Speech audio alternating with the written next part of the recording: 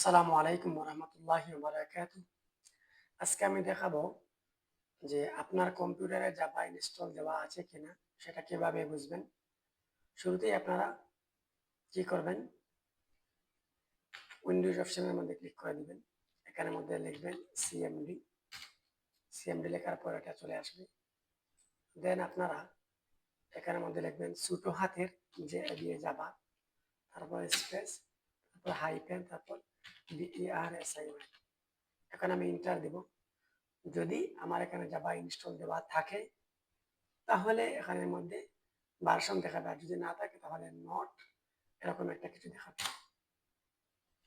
তো দেখতে পাচ্ছেন আমার এখানে কিন্তু জাভা ইনস্টল দেওয়া আছে, যার কারণে ভার্সন সহ এখানের মধ্যে শো করেছে।